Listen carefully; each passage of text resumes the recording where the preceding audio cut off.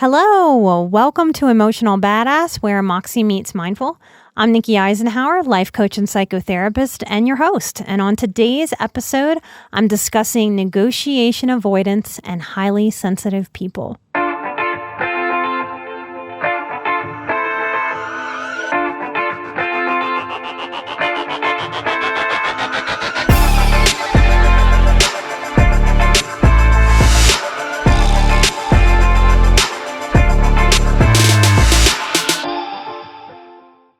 Hello, y'all. How are you doing? I want to discuss negotiation and why we are so uncomfortable with it as a tribe.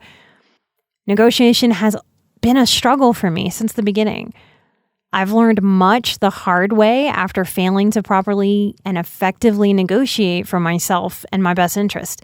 This has hit me in salary negotiations. This has hit me in being screwed over in a business venture.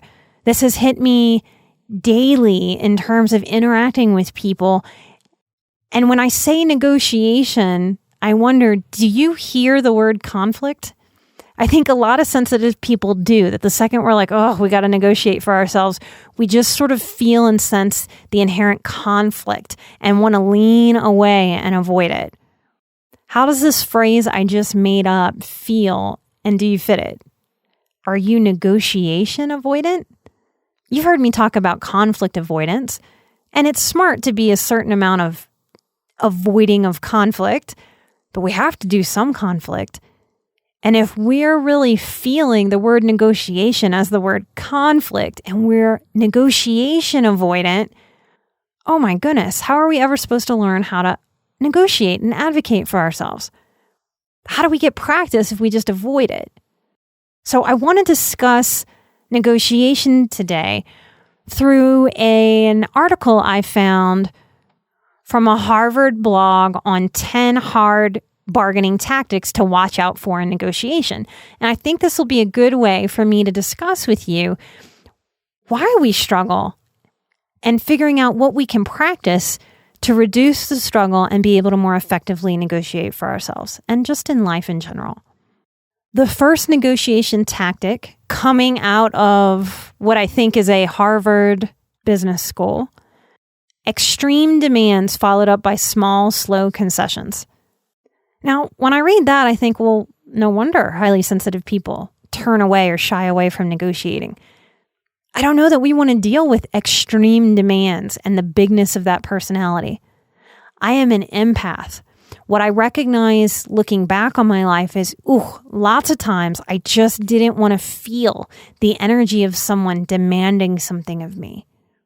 What happens to people here is we can make concessions too quickly. Somebody's coming at us with a lot of hard energy, and we just want to hurry up and get out of there because the energy is tough for us to feel, especially if we're empaths.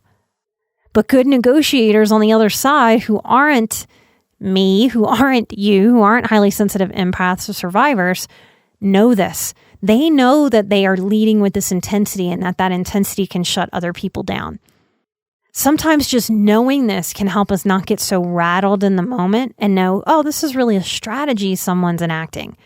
I don't have to get rattled by this. I can breathe and still work within the gray. I don't have to make concessions so quickly unless they really work for me and I want to agree to them. Second negotiation tactic that's really hard on highly sensitive people. Commitment tactics. People might say, oh, my hands are tied.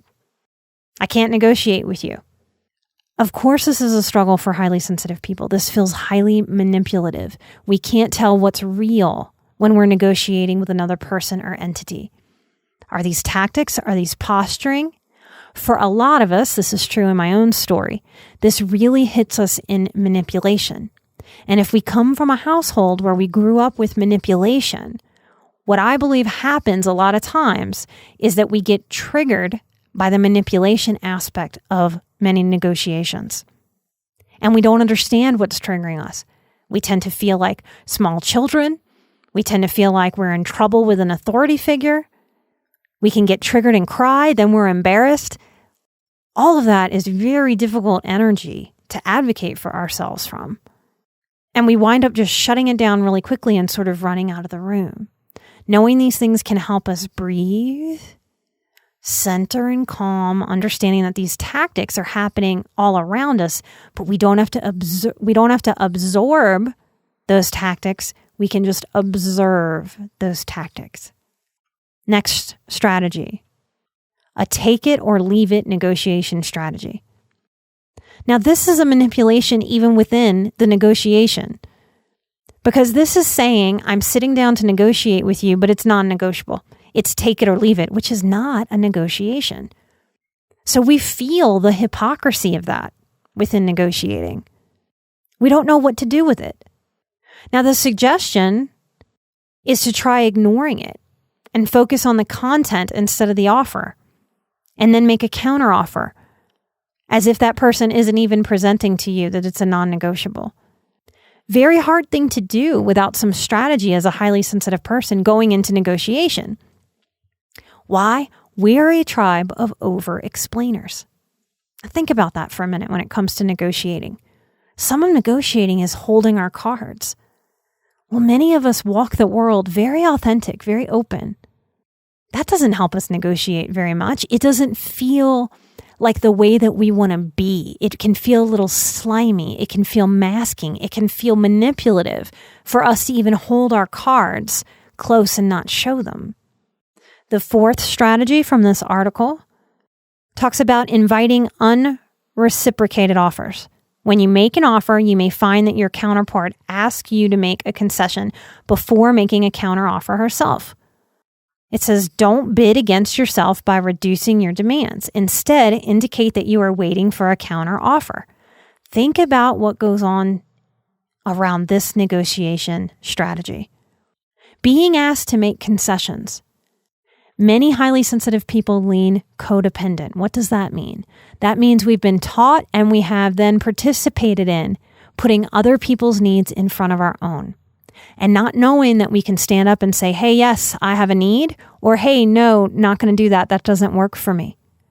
So in negotiating, if we haven't done work on our codependency, if we haven't done work around our self-worth, it's very hard to sit in that uncomfortable space of someone asking us to make a concession. We may have been, in a way, pre-programmed to concede. Even those of us that have very strong fighters in us. Many of us at first have strong fighters, but we don't know how to fight for ourselves. We fight for others. That was very true of me growing up. I could defend somebody on the playground. I could say, hey, don't bully somebody else. I could defend someone who was messing with my younger siblings. But when it came to someone messing with me or bullying me or playing power struggles with me, I would shut down. I knew how to do it for other people. I didn't know how to do that for myself. In negotiation, that becomes a real Achilles heel. So to be able to be a better negotiator, we've got to also work on our self-worth and believe that we have every right to sit in that discomfort and to hold a line and to not concede too much. Tactic number 6, personal insults and feather ruffling. Personal attacks can feed on your insecurities and make you vulnerable. Isn't that interesting that that's in a Harvard sort of business strategy article? The words insecurity and vulnerable. Every bully we've ever dealt with, every person with narcissistic features we've ever dealt with, personally insults and ruffles feathers to get us off our game. It's a really great strategy if you're trying to throw somebody off and win. It's not necessarily kind. It's not necessarily truthful. And we have to admit to ourselves that that's where we want to live. We want to live in kind authenticity and sharing. And that's great and that's beautiful. But it doesn't serve me if I'm going into a room to do a negotiation. So if I'm walking into a room to do a negotiation, I've really got to get my game face on. I've got to talk to my inner empath and go, okay, all right, listen, you cannot drive the bus here. This is not a time for over empathy. This is actually a time to practice being a little bit more selfish than what I'm comfortable with. Why? That's going to help me hold my line. But I have to give my empath parts, my intuitive parts, My super kind, soft, tender, vulnerable parts permission to sort of be that hard. To be that I'm putting my foot down. I get to be here. I get to do this for myself, even if it's really uncomfortable. That's okay. If you feel yourself getting flustered within any sort of negotiation or advocacy work, just take a break. Go breathe. Go practice some very simple self-care. Go to the bathroom, splash some water on your face, center. Maybe have the little conversation with your empath parts like I just modeled. To be able to get your game face on and shake off the nerves and get in there and advocate for yourself. Another tactic that throws highly sensitive people when it comes to negotiating: bluffing, puffing, and lying. Now, those are very nice words for manipulating. And many of us are healing nervous systems that are highly attuned to this type of manipulation because we have come from narcissistic dynamics that have taught us to be on guard for these exact things: bluffing, puffing, and lying. Exaggerating and misrepresenting facts can really throw you off. It's okay to be skeptical about anything that seems too good to be true and to investigate closely. That's another thing that takes a whole lot of self-worth and permission. To be able to look at another human being and basically say, the information you have for me is not good enough. I want more. I'm going to get more. And I have every right to vet that. And you, sir or madam, are going to have to wait on me to do that. That's not how highly sensitive people like to roll in life. We don't like to jostle for power. That's why I call highly sensitive people secret leaders or reluctant leaders. We have these leadership qualities, but we've learned in some ways to kind of shut up, to sit back, and to allow other people to overpower us. Some of that, I believe, is us trying to manage our energy loss. People can really drain us. So often we are trying to avoid being drained in the near future. And so we just sort of hurry up and get out of there and don't know how to really sit and make that negotiation time worth it for us. Threats and warnings are another tactic in negotiation. Now, isn't this interesting? Because I bet some of you will maybe listen to this a second time. And while I'm giving a list of strategies for negotiation, it's also how to manipulate people. I know they didn't write the article that way, but these are the ways that we get manipulated. This is a big part of why it's so hard for survivors and sensitive people to go into negotiating space with confidence, backbone, empowerment, and a no-nonsense attitude about getting what they need. As highly sensitive people, we tend to overfeel a threat in negotiation. Why? We are very vested in minimizing our pain. So if someone threatens us, we want to get out of there. We've learned that that's smart. To be able to negotiate through that kind of threat and not just run away, we've got to ignore that threat, understand it for the strategy that it is. That's that person trying to bully through the meeting to get what they want. And we just have to stay the course and not give in to that. Naming a threat can diffuse the threat. We've seen that in many movies. Oh, are you threatening me? No, I'm not threatening you. Okay, good. But that only happens if we name it. And part of the reason that feels better once we do it, not before, but once we name it, hey, are you trying to threaten me?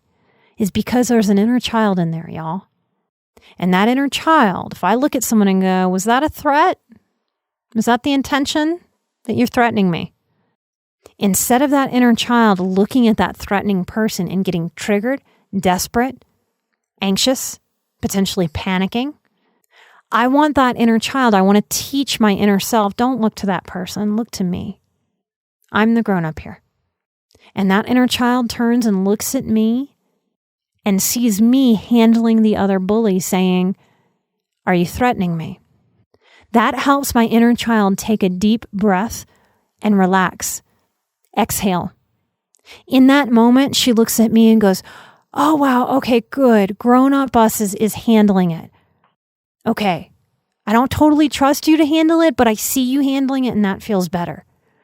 Over time, the more I show her, hey, we don't have to do what we did as kids. We don't have to just take it. We don't have to be a doormat. We don't have to absorb it. We don't have to bow our heads to it. We don't have to concede. We can sit right here in this discomfort, and this person's going to have to negotiate with me because I'm not disappearing. I'm not withering. And in childhood, we couldn't do that. It wouldn't have been safe to buck the systems that hard. It might not have been safe to buck any adults that were bullying us. But wise woman, grown-up me? Oh, we can do that now. Over time, the more I practice that, the more she has a comfortability within conflict, within negotiation, because she's trusting that even though I don't like it, even though I don't want to do it, I can. Now, based on my personality, maybe yours, probably yours too, if you're a fan of the show, I'm never really going to wake up in any given day and go, you know what I want? Conflict and negotiation. Yeah, just bring it on. It's not my favorite space. It's not my favorite moments.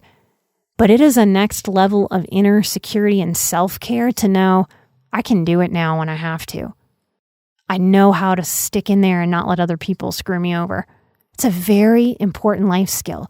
I wish it wasn't a very important life skill. Genuinely. I wish we didn't need that knowledge. I wish we didn't need to know how to stay on our toes so that other people won't abuse. But we do. And we can. The last tactic I want to name about negotiation and what makes it so hard to advocate for ourselves is the tactic negotiators use to belittle your alternatives. So as you try to negotiate, getting belittled, kind of sneered at, dismissed, minimized, maybe even shamed, this is how the other party might make me cave. We work to learn how to not let that person shake us and how to sit in our truth and in honoring what we came there to do. Negotiate. Believe it or not, in a lot of ways, my boundaries course helps address the core of what blocks us from being able to negotiate and advocate for ourselves. We need boundaries to know our worth, to know where I start and where I stop, where you start and where you stop. I must know how to trust my intuition that tells me when someone is about to stomp on my boundaries and turn me into a doormat. My course is about learning how to see the need for, how to create, and how to stand firmly in workable boundaries that make it possible to stand tall in negotiating for yourself. I had to learn how to not participate in laying down like a doormat. And for a long time, I didn't think I was participating in being a doormat because I was super angry about that position. But many of us do that even while we're fiery angry because we don't understand all the factors of people-pleasing, self-respect, self-care, self-love, self-esteem, self-worth. Boundaries make it possible to live this empowered life and to craft it. I learned to be a better negotiator out of necessity, not out of desire. And I suspect that many of you are in the position to need to learn how to negotiate for yourselves internally first and then externally. And that's where my boundaries course meets people. So if you're interested in doing some of that work with me, we will blink in October. We'll be here. Come sign up with the coupon code EARLYBIRD2020 to get $100 off if you pay in full, or pick a very affordable payment plan that can fit your budget if you are interested in wanting boundaries work with me. I want to take a moment before I close out the show to thank those of you who went to podcastawards.com and put in a vote for us. Thank you so much. Voting is closed, and we will let you know if we hear anything. Thank you so much. Y'all are my marketing team. Thank you for sharing the show with other people. Remember that you can find us on all social medias. I'm probably the most active, definitely the most active on Instagram. You can sign up for my newsletter at nikkieisenhower.com or our Emotional Badass newsletter at emotionalbadass.com. You can check out our store, buy a t-shirt, a cap, a sweatshirt. And as always, you can come support the show at Patreon. Take care of yourselves. Remember that you have every right to learn how to negotiate for what you want and need in this lifetime. We only get one precious life. And it's up to you about what you're going to do with it.